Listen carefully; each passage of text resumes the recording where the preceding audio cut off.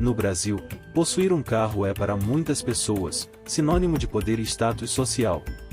Embora muita gente confunda carro com investimento, na verdade ele é um passivo. Ou seja, um bem que tira dinheiro do seu bolso. Segundo o dicionário, investimento significa aplicar dinheiro para obter lucro ou resultado material, coisa que um carro dificilmente proporciona para a maioria das pessoas.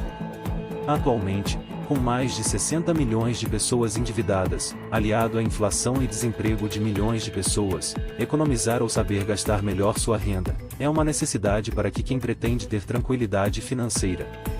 Comprar um carro zero, por exemplo, significa adquirir um bem que vai desvalorizar com o tempo e ainda trará mais gastos para mantê-lo. Um carro zero pode desvalorizar de 10% a 20%. O melhor valor de revenda do mercado não muda esse fato e você ainda vai perder dinheiro.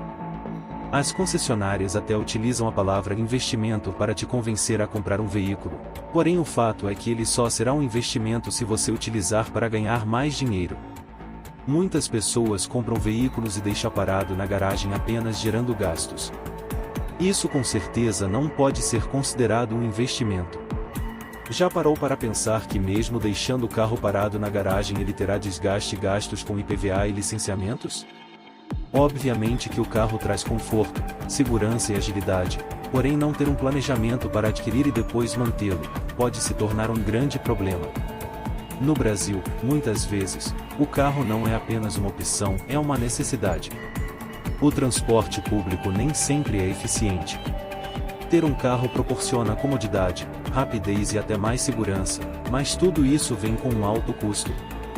Neste vídeo vamos explorar esta questão. O foco aqui é mostrar que, em muitos casos, o carro é a razão pela qual as pessoas permanecem financeiramente apertadas ou mesmo endividadas. Os preços dos veículos tiveram um aumento significativo nos últimos anos. No caso dos carros novos, em 2019, o valor médio de um carro novo com motor 1.0 e itens básicos era de R$30 mil. Naquela época, um brasileiro precisaria desembolsar 30 salários mínimos para comprar um carro 0 km. 3 anos depois, em 2022, o mesmo carro passou a custar o equivalente a 41 salários mínimos.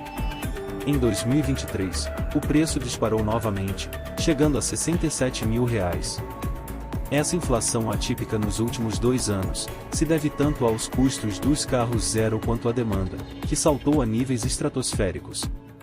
No caso dos carros usados, em 2022, a venda foi 5 vezes maior que a de carros novos. A preferência tem sido por veículos com pelo menos 11 anos de rodagem.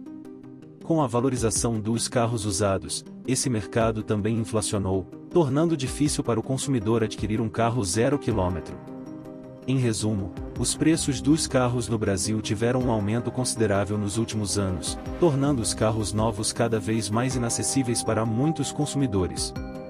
Estudos apontam que 64% dos consumidores vivem no limite do orçamento e raramente ou nunca têm dinheiro sobrando. Parte desse aperto financeiro, muitas vezes, está relacionado a possuir coisas que não conseguem manter. A falta de um bom planejamento contribui para que as pessoas tomem decisões ruins na hora de adquirir um veículo. Os vendedores, muito bem treinados, utilizam técnicas de vendas agressivas para tirar o foco financeiro que a compra de um carro representa, para que o cliente veja apenas o bem como a realização de um sonho a qualquer custo. Muito comum ver pessoas analisando apenas se o valor da parcela do financiamento caberá no seu bolso. Estas mesmas pessoas esquecem que o carro traz junto gastos com combustíveis, manutenções e reparos, seguros e IPVA. Segundo o Jornal do Carro, mesmo em carros populares, o custo para manter um veículo no Brasil é alto. Portanto, antes de comprar um carro, reflita sobre o verdadeiro valor que ele traz à sua vida.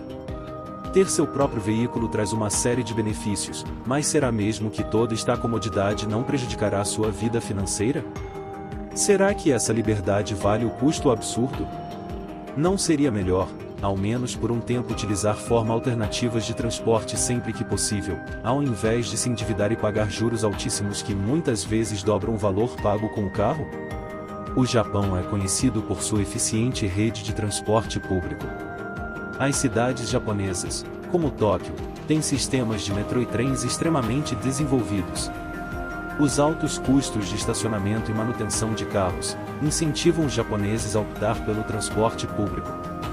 Além disso, a cultura de pontualidade e respeito pelo espaço público contribui para a popularidade do transporte coletivo. Outro país que prioriza o transporte público e a sustentabilidade é a Suécia.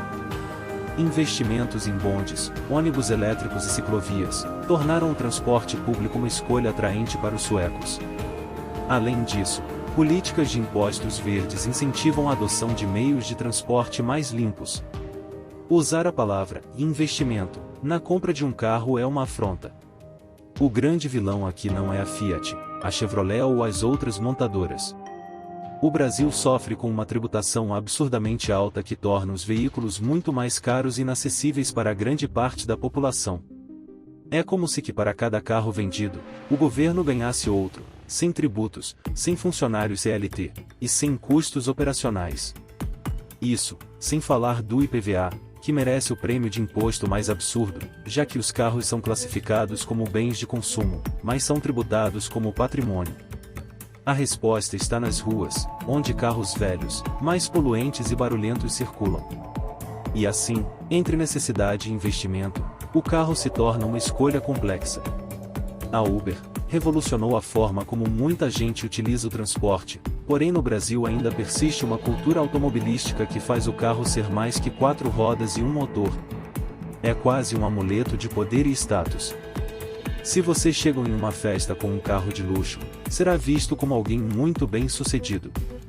Se você chega com um carro velho ou então de transporte coletivo, mesmo que tenha muito dinheiro em conta, será visto pela maioria como alguém sem recursos financeiros.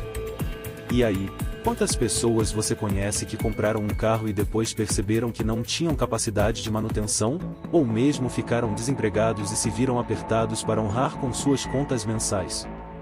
Comente aqui embaixo sua opinião sobre isso. Se você gostou do vídeo, curta e compartilhe. Inscreva-se no canal.